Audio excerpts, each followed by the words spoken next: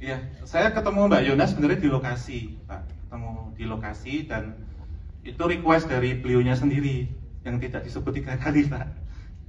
Yang di pojok.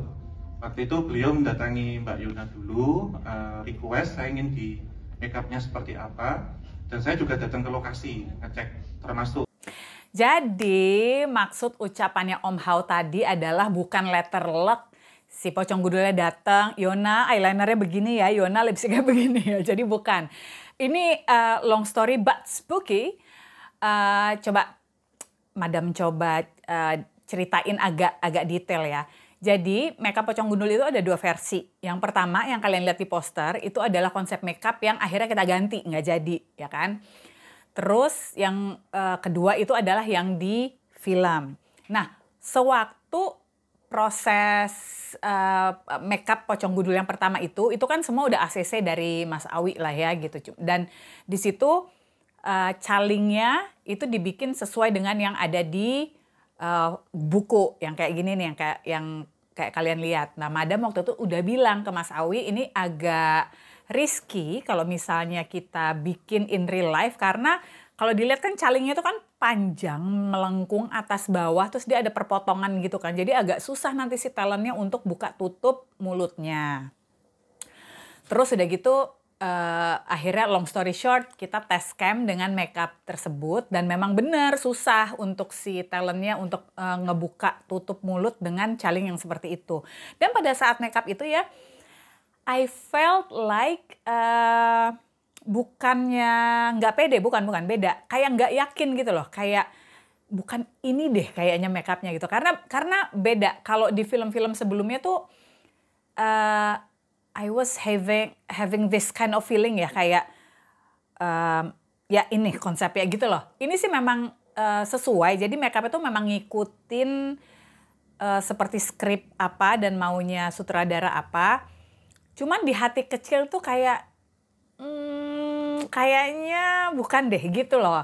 Nah tiba-tiba waktu pas sekitar 2 hari sesudah tes cam deh, Mas Awi ngabarin bahwa produser kurang setuju dengan calingnya. Akhirnya saya diskusi ulang sama suami, terus ngasih beberapa opsi ke Mas Awi. Terus idenya jadi berkembang, jadi makin liar. Malah akhirnya Mas Awi tuh kalau kita ubah aja jadi kayak gini gimana ya Yon? Cukup nggak ya waktunya gitu. Nah, fungsi saya di sini adalah mengakomodir apa maunya sutradara dong. Jadi waktu itu saya mengencourage Mas Awi, kita coba aja Mas gitu loh. Padahal tuh udah tinggal 2 hari lagi menuju syuting ya. Udah mau berangkat ke Jogja. Dan ini pokoknya cerita lengkapnya nanti ada di video vlog lengkap tentang proses makeup. Jadi ini long story shortnya aja. Ada unsur-unsur mistisnya gitu. Nah, yang biasanya untuk proses sculpting itu Madam memakan waktu lama, ini tuh entah kenapa cuman 1 hari jadi, dan badan itu kan masih recovery karena habis operasi besar ya, habis pasca kelumpuhan. Jadi belum bisa duduk lama gitu loh, jadi duduk sejam 2 jam, nah itu harus baringan dulu. Ini, can you believe, Madam berhasil duduk selama lupa deh 8 apa 9 jam straight, itu sculpting dengan fokus banget, nggak ke distract apa-apa, maksudnya nggak istirahat gitu 8 jam apa 9 jam, aduh aku lupa deh, taruhlah 8 jam ya, itu bener-bener jadi. Nah terus udah gitu langsung di-approve sama Mas Awi. Nah kalau udah di-approve gitu kan berarti tinggal kita cetak prostetiknya kan.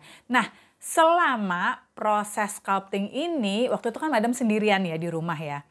Sebetulnya tuh memang setiap kali ada riset untuk film, menjaga banget untuk nggak sendirian di rumah sih. Karena kan biasanya kalau pas riset itu benar-benar mencari tahu dari real story atau apa dari cerita-cerita yang spooky-spooky gitu. Nah suka ada yang aneh-aneh lah gitu. Nah saat itu tuh karena emang udah kepepet sendirian di rumah, anak-anak sekolah, suami kerja sendirian. Terus pada saat scouting itu ya, Madam tuh kan kulkasnya segede-gede gaban dong. Itu ada 2-3 kali gitu kayak suara pintu kulkas dibuka, ditutup gitu. Itu nggak mungkin kebuka sendiri, atau misalnya ada tikus gitu atau ada kecoa atau apa yang buka, itu kan nggak mungkin ya. Karena itu kulkas gede banget gitu.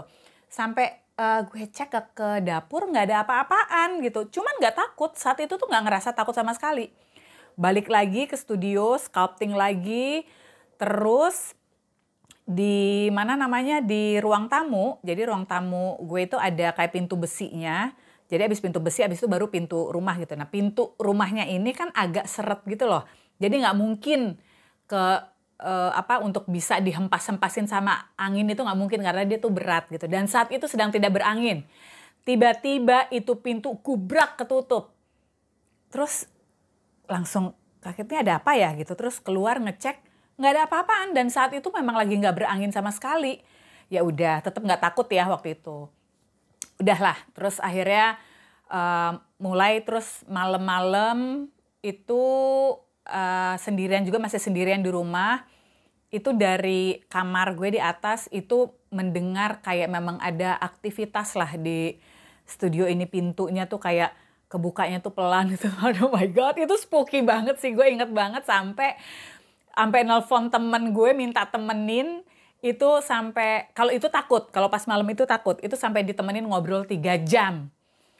Dah ya, akhirnya syuting nih kita. Syuting dan waktu itu masih belum ketemu sama Om Hao sama sekali ya. Jadi belum sempat untuk bertukar pendapat. Tadi itu emang pingin banget bertukar pendapat sama Mas Hao mengenai konsep makeup ini. Cuman emang nggak sempat waktu itu. Nah ketemu sama Om Hao itu di day 19. Di syuting yang hari ke-19 malam-malam. Om Hao datang. Terus udah gitu Madam cerita. Nah dari sini baru nyambung benang merahnya. Jadi Madam cerita, jadi semoga ini nggak salah menyimpulkan ya gitu. Jadi waktu itu Om Hao memang bilang Pocong Gundul ini menyampaikan keberatannya ke Om Hao tentang proses makeup yang pertama. Jadi dia kayak curhat gitu, dia bilang ya jangan segitunya lah, istilah ya ini bahasa ininya. Ya jangan segitunya juga lah, gue dibikinnya gitu loh, kayak gitu. Nah terus Om Hao bilang, ya kalau nggak setuju sampein aja lah sendiri gitu.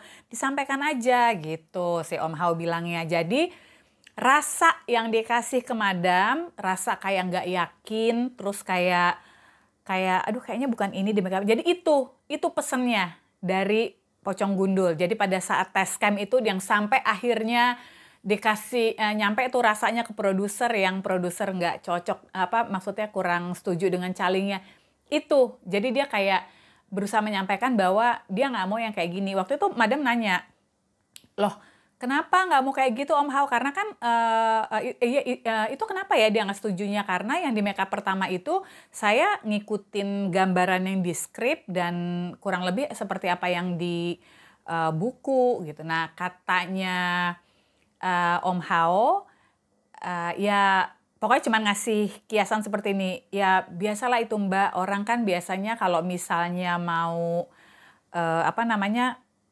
mau difoto itu kan dia mau bersolek dulu gitu. Dia jadi mau jadi dibagus kayak ya kita deh kalau misalnya kita cewek-cewek mau foto kita pakai lipstick dulu, pakai eyeliner dulu gitu kan. Nah istilahnya yang ada di buku itu ya seperti itu gitu loh. Jadi dan dia tidak mau kayak terlalu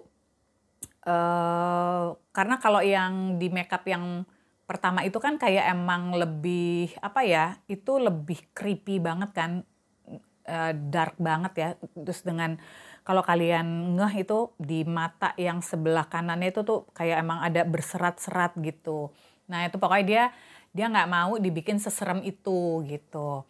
Nah akhirnya Mas Hao juga nyuruh ya sampaikan aja maunya tuh seperti apa. Nah ternyata kalau menurut Om Hao rasa itulah yang disampaikan oleh si Pocong Gundul ini hadir di rumah ini, di dalam studio ini, tempat Madam syuting ini. Pada saat Madam sculpting dia mendampingi dan memberi energi katanya. Jadi makanya waktu itu kok bisa-bisanya ya 8-9 jam straight nggak ngerasa sakit di punggungnya, fokus sculpting terus. Nah sambil dia kayak memberikan rasa gitu loh, nyalurin rasanya ke Madam, pinginnya tuh seperti apa ya, jadilah di hasil sculptingan ini gitu. Jadi saat itu sampai beneran Om Hao bener, ya untung saat itu nggak ada kepikiran kayak gitu, jadi nggak ada takut. Jadi emang madam bilang, tapi aku tuh nggak ngerasa takut sama sekali loh. Memang enggak Mbak, kata Om Hao. Jadi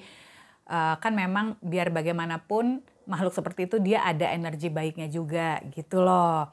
Jadi seperti itu cerita aslinya gimana bisa jadi make up Pocong Gundul yang di film.